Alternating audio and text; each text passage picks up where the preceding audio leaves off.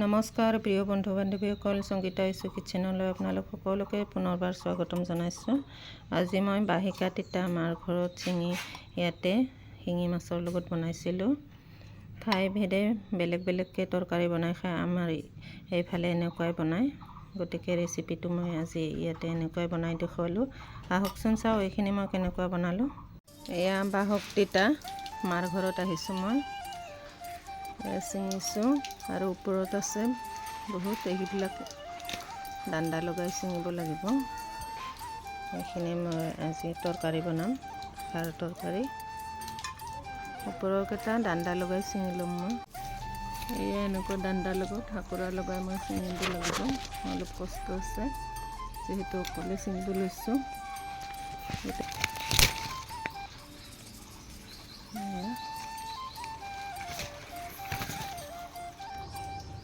এইখিনিয়ে পালোঁ, এইখিনিৰ লগতে মই তৰকাৰী বনাম আৰু বহুত আছে ওপৰত, এইখিনি ছিঙিব নোৱাৰি আৰু। এয়া শিঙি মাছ, এইখিনিৰ লগতে মই তৰকাৰীখন বনাব লৈছোঁ। এইখিনি মই বাছি লোৱাখিনি নেদেখাওঁ, মই এইবাৰ এইখিনি কাটি ধুনীয়াকৈ ৰেডি কৰি ল'ম। এয়া মাছকেইটা মই বাছি ল'লোঁ, এইবাৰ ফুলখিনি মই ওলাই ল'ম ধুনীয়াকৈ এপাহ এপাহকৈ, এনেকুৱা।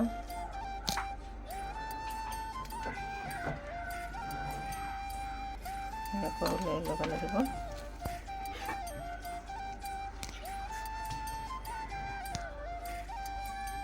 যিখিনি লাগে মই উলিয়াই ল'ম।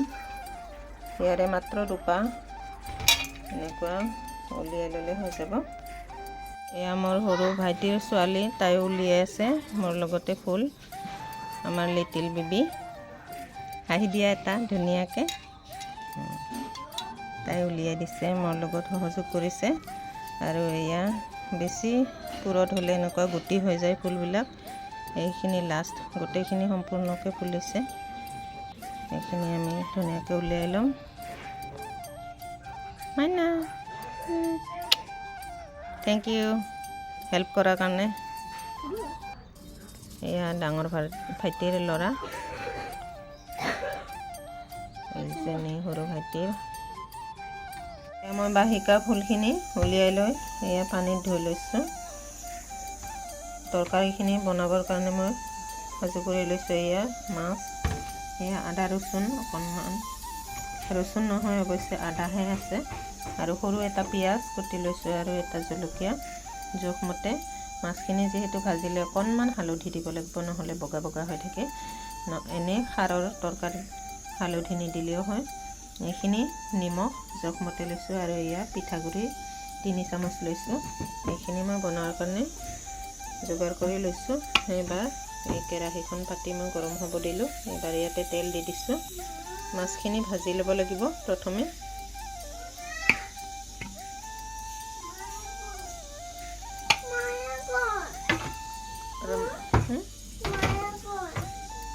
এয়া তেল গৰম হৈ গ'ল, ইয়াতে মই পিঁয়াজ আৰু জলকীয়াখিনি দি দিলোঁ। এইখিনি অলপ ভাজি ল'ম।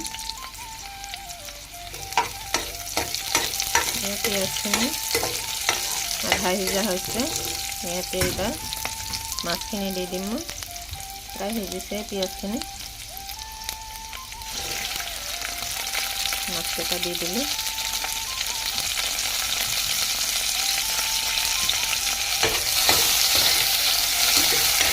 ইমান বেছি খৰখৰীয়াকৈ ফ্ৰাই কৰি নল'লেও হ'ব, এনেই কেঁচা ভাৱটো নোহোৱা হ'লে হ'ব।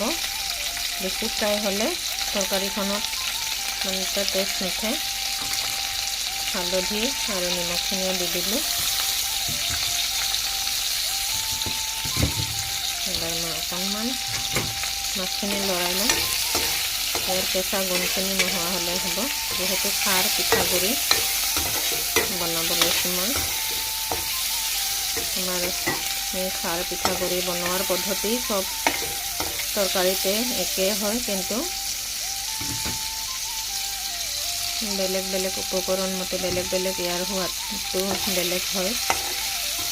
চব বস্তুৰে সোৱাদ একে নহয়, কিন্তু ৰন্ধন প্ৰণালী চব একেই হয়, কিন্তু টেষ্টবিলাক বেলেগ বেলেগ হয় কাৰণে ৰেচিপিবিলাক প্ৰত্যেককে মই দেখুৱাব চেষ্টা কৰিছোঁ। যিহেতু তিতা ফুল এইটো ছিজনতহে পায়, সেইকাৰণে সেই ছিজনৰ তৰকাৰীখন মই এটা ৰেচিপি বনাই থৈ দিব পাৰিলে ভাল লাগে, সেইকাৰণে আজি মই বনাব লৈছোঁ। খাই খুব ভাল লাগে।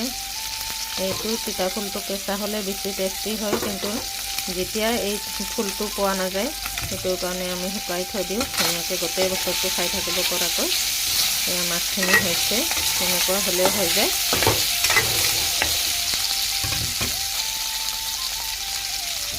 এবাৰ মই মাছকেইটা উঠাই ল'ম।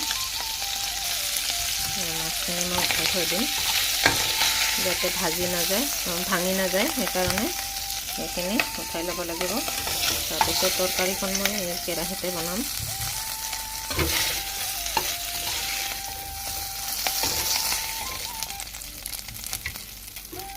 এয়া এইখিনিতে মই তিতা ফুলখিনি দি দিছোঁ।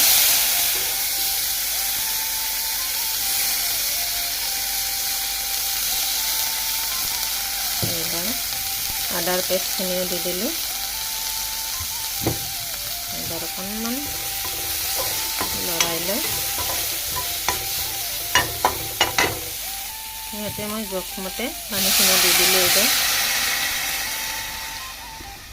2-3জন মানুহে খাব পৰাকৈ মই তৰকাৰীখন বনাম। এইখিনি পানী দি দিলোঁ এবাৰ যাতে সোনকালে উতল আহে, সেইটোৰ কাৰণে মই ঢাকনিখন দি দিলোঁ। ঢাকনি দিলে সোনকালে উতল আহিব। এবাৰ ঢাকনিখন গুচাই চাম। এয়া ধুনীয়াকৈ উতল আহিছে। ইয়াতে মই যিহেতু খাৰৰ তৰকাৰী, এয়া কলখাৰ লৈছোঁ। এই কলখাৰ অকণমান দি দিছোঁ জোখমতে। এই মাত্ৰ সৰু চামুচেৰে 2 চামুচ হ'ব, এনেকুৱা দি দিলোঁ। এইবাৰ মই পিঠাগুড়িখিনি দিব পাৰিম।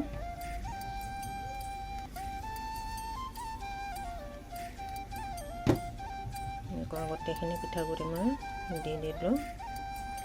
পিঠাগুড়িখিনি দি 1 মিনিটমান সিজিব দিলোঁ। এইবাৰ মই যিহেতু মাছখিনি সামান্য এনে ভাজি লৈছিলোঁ, ভালদৰে সিজা নাই, সেইখিনিও মই অলপ সোনকালে দি দিছোঁ যাতে পিঠাগুড়ি আৰু মাছ গোটেইখিনি সিজি ধুনীয়াকৈ তৰকাৰীখিনি ভাল হয় সিজি আহে, সেইটোৰ কাৰণে মাছখিনিও দি দিলোঁ।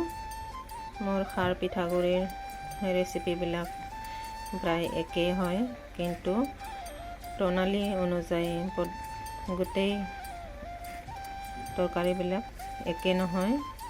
ইয়াৰ সোৱাদ বস্তু যেনেকুৱা বেলেগ বেলেগ থাকে, ঠিক তেনেকুৱা ইয়াৰ সোৱাদো বেলেগ বেলেগ হয়। সেইটো কাৰণে গোটেইখিনি আমি যিখিনি খাদ্য খাওঁ প্ৰত্যেককেইটা ৰেচিপিয়ে মই দিব চেষ্টা কৰি আছোঁ।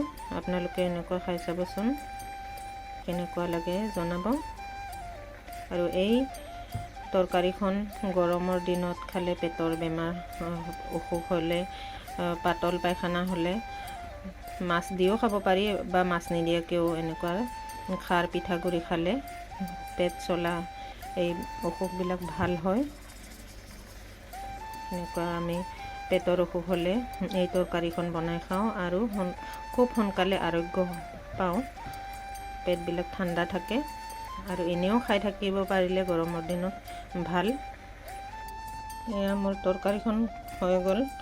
এবাৰ মই ইয়াতে আমি কাটা মছলা বুলি কওঁ, বহুতে মান ধনিয়া বুলিও কয়, এইখিনি মই সৰু সৰুকৈ কুটি দিম। ধনিয়া দিলে বেছি ভাল লাগে, যিহেতু ধনিয়া নাই মই এইখিনিকে এতিয়া কুটি দিম। এয়া মই মান ধনিয়াখিনি দি দিলোঁ। মোৰ তৰকাৰীখন হৈ গৈছে। এয়া নমাই থৈ দিয়াৰ পিছত আৰু অকণমান গোট মাৰিব, তেতিয়া তৰকাৰীখন খাই বেছি ভাল লাগিব। এয়া মই তিতা ফুলৰ খাৰ পিঠাগুড়ি, কেঁচা মাছ দিয়া শিঙি মাছ দিছোঁ। আপোনালোকে পুঠি, টিঙৰা যি মাছ হ'লেও দি খাব পাৰে। কেঁচা মাছ হ'লে খাই বেছি ভাল লাগে, সোৱাদ লগা হয়, জুতি লগা হয়। আজি মই শিঙি মাছৰ লগতে এনেকুৱা বনালোঁ। আপোনালোকে চাই কেনেকুৱা পালে প্লিজ লাইক, শ্বেয়াৰ আৰু কমেণ্ট কৰি জনাব। মোৰ এই ৰেচিপিটো আপোনালোকে যদি ভাল পাইছে তেতিয়াহ'লে শ্বেয়াৰ কৰি দিব, আৰু আপোনালোকে যদি নতুনকৈ চাই আছে মোৰ এই ভিডিঅ'টো তেতিয়াহ'লে ছাবস্ক্ৰাইব কৰি দিব, বেল আইকনটো টিপি থৈ দিব। মোৰ আহিবলগীয়া নতুন নতুন ৰেচিপিসমূহ আপোনালোকে চাই উপভোগ কৰিব পাৰিব।